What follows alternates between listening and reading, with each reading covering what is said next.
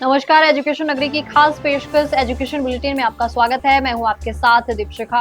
चलिए रुक करते हैं शिक्षा जगत से जुड़ी बड़ी खबरों की ओर। राजस्थान कर्मचारी चयन बोर्ड की चतुश्रेणी कर्मचारी भर्ती को लेकर दिव्यांग और होल्ड कैटेगरी के अभ्यर्थियों के लिए बड़ी राहत की खबर सामने आई है।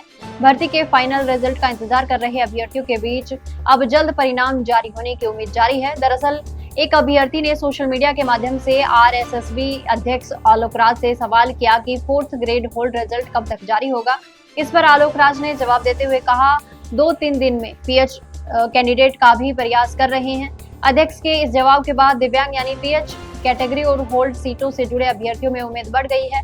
माना जा रहा है कि बोर्ड जल्द ही इन सीटों से संबंधित प्रक्रिया पूरी कर सकता है और अगले 2 से 3 दिनों में परिणाम को लेकर अपडेट जारी हो सकता है। हालांकि अभ्यर्थियों को आधिकारिक परिणाम या बोर्ड की अधिसूचना का इंतजार रहेगा। परिणाम जारी होने के बाद ही स्थिति पूरी तरह से स्पष्ट हो पाएगी। चतुश्रेणी कर्मचारी भर्ती के करीब 45,000 पदों पर नियुक्ति प्रक्रिया चल रही है। शिक्षा विभाग की ओर से जहां नियुक्ति आदेश जारी कर दिया गया है, तो वहीं दूसरी ओर अन्य विभागों में फिलहाल दस्तावेजों की जांच की जा रही है। हालांकि शिक्षा विभाग द्वारा काउंसलिंग के जरिए अभ्यर्थियों से चॉइस फिलिंग करवाई गई थी, जिसके चलते चयनितों को गृह जिले या आसपास की जगह पर नियुक्ति मिली है। तो वहीं अन्य विभागों की ओर से एआरडी के आदेशों की धज्जियां उड़ाई जा रही हैं। गौरतलब है कि कई विभागों की ओर से अभ्यर्थियों से चॉइस फिलिंग नहीं करवाई जा रही है। साथ ही विभागों के अधिकारियों का कहना है कि मेरिट के आधार पर उनके जिला आवंटित किया जाएगा, जिसके चलते अभ्यर्थी परेशान है। चयनितों का कहना है कि बिना चॉइस फिलिंग के मनमर्जी से विभाग आवंटित होने का डर है। ऐसे में अगर गृह जिले से दूर नियुक्ति मिलती है तो कम वेतन के चलते उनका नौकरी करना मुश्किल हो जाएगा। ऐसे में अब देखना होगा कि विभाग चयनितों को चॉइस फिलिंग का मौका देता है या फिर मेरिट के आधार पर जिला आवंटित किया जाएगा।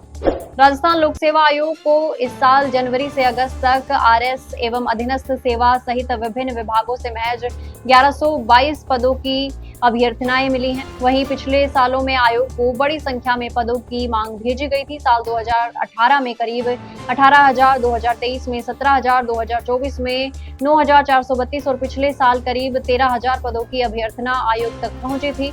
खास बात यह है कि राज्य सरकार ने 2026-27 के बजट में 1.25 लाख नई भर्तियों की घोषणा की है, लेकिन अब तक चिकित्सा विभाग, माध्यमिक शिक्षा और स्कूल व्याख्याता जैसे बड़े विभागों से अभ्यर्थनाएं आयोग को नहीं मिली है। इस साल आयोग को प्राध्यापक विशेष शिक्षा के 121, सहायक अभियोजन अधिकारी के 371, आरएस एवं अधीनस्थ सेवा के 607, वरिष्ठ वैज्ञानिक अधिकारी के 3 और फिजियोथेरेपिस्ट के 20 पद मिले हैं। आयोग का परीक्षा कैलेंडर दिसंबर 2026 से मई 2027 तक पहले ही व्यस्त है। ऐसे में अभ्यर्थियों की नजरें अब बड़ी भर्तियों की अभ्यर्थना जारी होने और आगामी भर्ती विज्ञप्तियों पर टिकी हैं।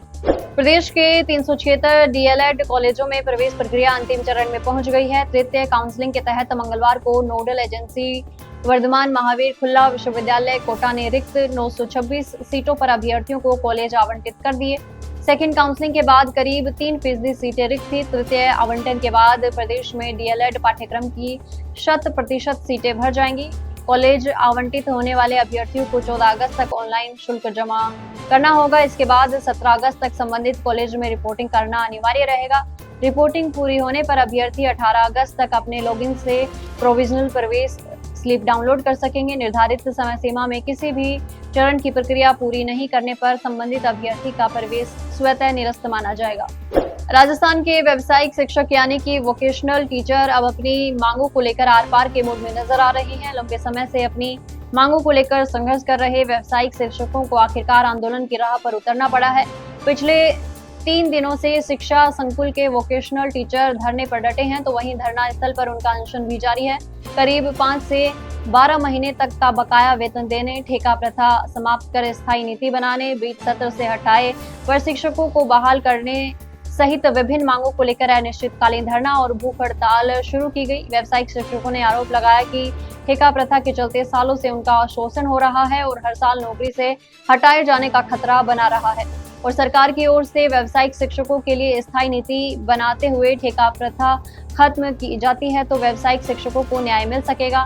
गौरतलब है कि भूख हड़ताल और अनिश्चितकालीन धरने पर बैठे व्यावसायिक शिक्षकों को अब हटाने की कोशिश की जा रही है, जिसके चलते अब विरोध लगातार बढ़ता जा रहा है। तो ये थी शिक्षा जगत से जुड़ी बड़ी खबरें। कल फिर आपके साथ रूबरू होंगे, तब तक के लिए नमस्कार।